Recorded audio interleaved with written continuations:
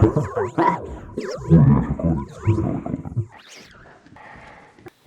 everybody and welcome to another episode of The War Room, second episode.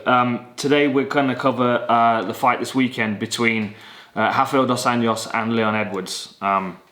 It's a big fight. It's a big fight for Leon. It's a big opportunity, a big opponent, a big name in front of him, a headlining fight, and honestly a very winnable fight for Leon as well. I'll go through, the first details are the size difference between the guys. Leon's a decent bit taller, 6 foot compared to 5'8", a 4-inch reach advantage as well. But it's not even necessarily the length of his arms and his height, it's the way that he fights as well. He's going to be on the outside all the time in this fight if it's up to him. So the first thing we need to talk about is Leon Edwards being on his toes.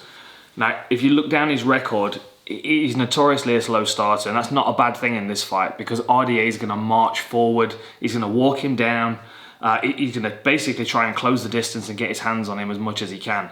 So Leon needs to bide his time a bit. He needs to be on his toes and moving laterally, getting off the fence all the time so he doesn't get caught up, backed up against the fence and then start being under the fire of RDA's big barrages that we saw against, Robbie Lawler and that kind of thing. The thing with RDA is that his style of fighting when he was a lightweight in comparison to now he's a welterweight is not really changed. The difference was obviously at lightweight he was much bigger. Like he was a big individual in comparison to those guys, so he could march people down and bully them.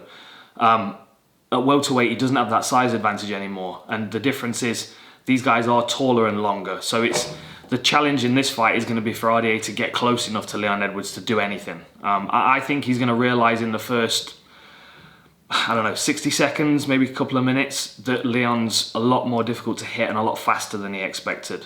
If you look at other fights on RDA's record, as a welterweight against the likes of Safadine and Lawler's, another good example, he just walks them down. He's there to be hit. And if you're Leon Edwards, if you're fast off the mark like he is, he's got the 8-second knockout of Seth Bajinski. He's very good at getting people to walk onto stuff. So his counter-striking's on point. And RDA, although he's got good footwork cutting the octagon down, he doesn't follow people around, which is a mistake that a lot of fighters make. He's very good at cutting people down and cornering you against the fence so he can hit you. The difference is that as he's moving forward, he's kind of got to be right in front of you. And that's where Leon starts to pick him off on the outside. From RDA's perspective, he's got to close the distance. There isn't really a choice. Fighting on the outside with Leon and trying to counter-strike with him it's just not going to work for him. He's not fast enough at this weight. He doesn't have the reach. He doesn't have the height.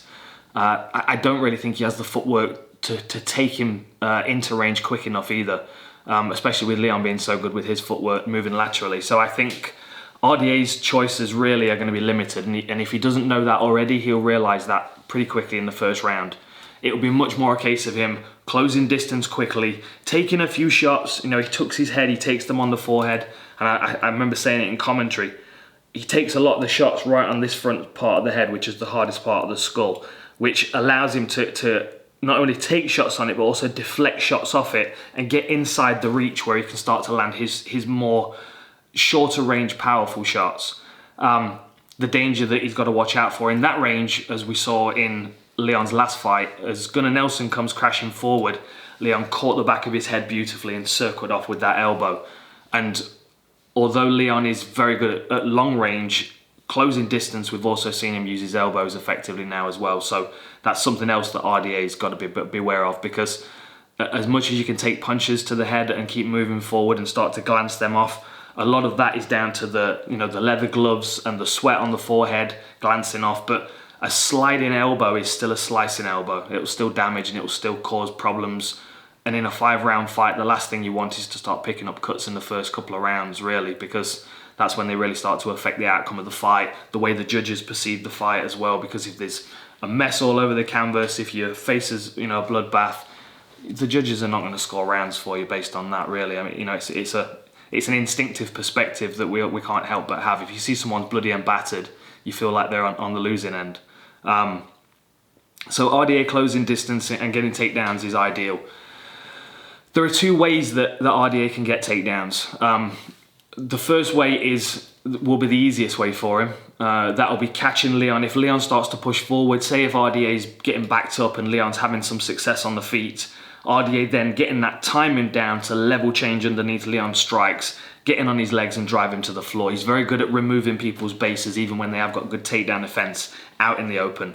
The more hard fought direction is going to be marching forward, forcing him up against the fence, and then either punching his way into a level change or clinching and then level changing. Because again, Leon's got good takedown defense. I've just looked at the stats before. So the takedown accuracy for RDA is 41%. So, less than half his takedowns he attempts, he lands. Not necessarily a bad thing. I talk about this, 41% success is still good success. And the other 60 odd percent, 59% is hustle. He's trying, he's working, he's forcing people to work. Leon Edwards' takedown defense is 67% though, so that is a decent stat in going into this fight. He's got good takedown defense out in the open as well as up against the fence, so he could really make RDA work hard for the takedowns in this one. Okay, so what else? Yeah, Leon Edwards getting off the fence, circling out. He's never been subbed as well, something else we have to bear in mind. He's got a couple of losses on his record, but it's always been decisions, decisions to Kamaru Usman, and it was the other one, Claudio Silva, that's the other one. Of course, a really, really good black belt, a very strong black belt. Wasn't subbed by Claudio, wasn't subbed by Gunnar Nelson, wasn't subbed by Peter Zabota, 3 strong black belts. Different types of black belts as well, but all strong top game players, all very pressure style black belts, which is, a lot like RDA. Moving on to RDA, his top game, if he can get this fight to the floor, if he can start to slow Leon Edwards down and frustrate him, which we have seen him do, we saw how frustrated Robbie Lawler was in that fight.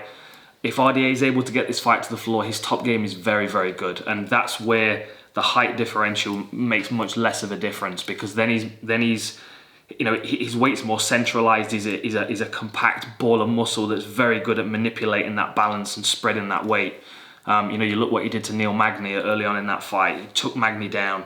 He controlled him on the floor. He was able to spread his weight really well and force Magny to basically flatten out onto his back.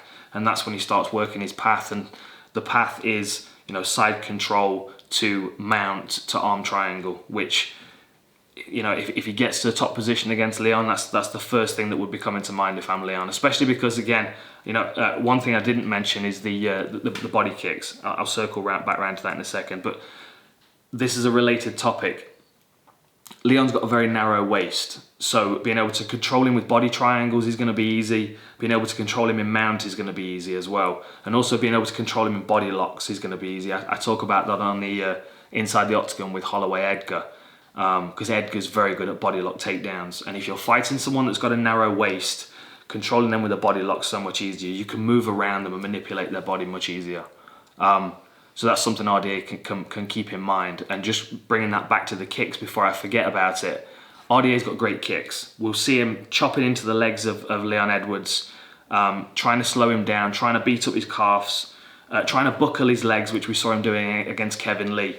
And he's got good body kicks as well, which I would expect him to use when he starts to find his range. A good way of stopping people running along the fence when you're trying to close them down if they're very fast. If you can't reach them with your hands, you can use your legs. Anthony Smith is good at that. So, okay, where else? There's so much to think about in this fight. Yes, so that was what I was talking about. So the narrow waist of Leon Edwards. The one thing that RDA should probably leave out is his front kicks, his teeps to the midsection. Because especially after the first couple of minutes when they're sweaty, trying to hit that narrow target of a midsection that is Leon Edwards is going to be a risk. Because if he misses, if he slides off, he's going to be straight in range for elbows.